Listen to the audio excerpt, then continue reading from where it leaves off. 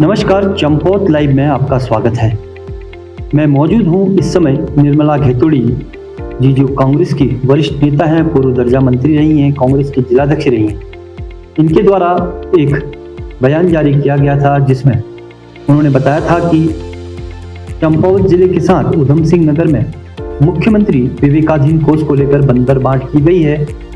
उसको लेकर निर्मला दीदी ने तमाम सबूत भी इकट्ठा किए हैं और आरटीआई के तहत मिली जो जानकारी है वो भी उनके पास मौजूद है। उनका दावा है कि ये जो जानकारी है यह पूरी तरह सत्य है और वास्तव में मुख्यमंत्री राहत कोष और मुख्यमंत्री विवेकाधीन कोष को लेकर जो बंदर बांट हुई है उसमें चंपावत जिले में की अगर बात करें तो कई वरिष्ठ भाजपा नेताओं के नाम बंदर बांट हुई है और इसी को लेके आज इनके द्वारा यहाँ पर प्रेस वार्ता रखी गई है और हमें बुलाया गया है। तो आइए दीदी से जानते हैं कि दीदी, जो आपके द्वारा आरोप लगाए गए थे मुख्यमंत्री विवेकाधीन कोष की बंदर बांट को लेकर, उसमें क्या है, क्या सत्यता है और क्या जानकारी आपके पास है?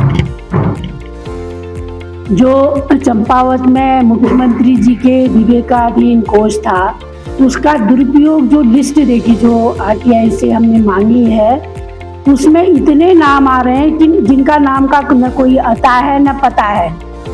उन नामों के कारण हम किसी को व्यक्तिगत कुछ कह भी नहीं सकते हैं क्योंकि नाम ही इस तरह से है। लेकिन जो वो नाम है वो दर्शाते हैं कि किसी प्रभावशाली के ही हैं, जिनको कि 1 लाख, 2 लाख, 5 लाख इस तरह से धनराशि दी गई है। जबकि मुख्यमंत्री राहत कोष का मतलब होता है कि गरीब, जो कुछ जिनके पास अपना इलाज है, आखिरकार ज़्यादातर जो होता है ये जो एक असाध्य रोग है, मानसिक रोग है या इस तरह के रोग से पीड़ित हैं, जिनका कि काफ़ी पैसा लगता है और उनके पास धनराशि नहीं होती है, उनको दिया जाता है। लेकिन यहाँ पर जो धनराशि दी गई है, किसी का नाम अध्यक्ष है और किसी का तो नाम ही नाम है, उसमें केवल नाम से पैसा दिया गया है। और यहाँ तक कि एक बड़ा दुर्भाग्य की बात है कि इस लिस्ट में एक नाम ऐसा भी आया है जो बहुत ही आश्चर्यचकित करता है। उसका नाम, उसमें जिलाधिकारी का नाम आया है। ये एक सोचनीय प्रश्न है हमारे जनपद के लिए। मैं तो ये कहूँगी कि अगर इस नाम की अगर सत्यता नहीं है तो जो आरटीआई ने जानकारी दी है उनसे बात करनी चाहिए, क्योंकि सवाल केवल किसी कार्यकर्ता का या किसी पार्टी का नहीं है, बल्कि हमारे जिले के जिलाधिकारी का है, एक सम्मान के पद का है।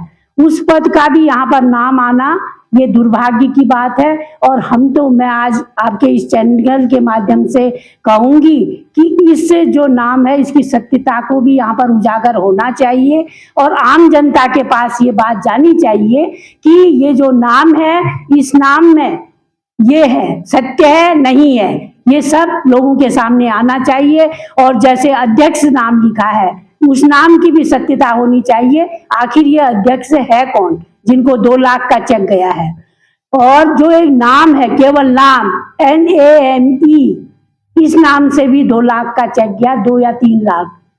तो वो भी कौन है, उसका नाम भी यहाँ पर, वो भी सत्यता होनी चाहिए, क्योंकि इस चैनल के माध्यम से शायद ये बात सब तक जाएगी, माननीय मुख्यमंत्री जी तक भी जाएगी और जो यहाँ के उनके कार्यकर्ता हैं, पदाधिकारी हैं, उन तक भी जाएगी। मैं उनसे भी कहूँगी कि उनको भी इस सत्यता को सबके सामने लाना चाहिए। बेकार की बहसबाजी नहीं करनी चाहिए। ऐसा नहीं कहना चाहिए कि किसके टाइम में क्या हुआ, अगर किसी के टाइम में गलत हुआ वो बात भी उन्हें जनता के सामने लानी चाहिए अगर उनमें सत्यता है। नहीं तो ऐसे करके ये गलत ढंग से, जिस तरह से ये धनों का दुरुपयोग कर रहे हैं, ये गुंडाराज ही चल रहा है और इस तरह से जो हमारे गरीब जनता है उनका हक छीना जा रहा है, जो बहुत गलत है। मैं आज इस चैनल के माध्यम से कहना चाहती हूँ मुख्यमंत्री जी से कि लोगों ने आपको बड़ी आशा से यहाँ पर जो चुना था और एक आशा थी कि मुख्यमंत्री हमारे क्षेत्र में आ रहा है तो बहुत अच्छा हमारा काम होगा, हम जनता को फायदा होगा।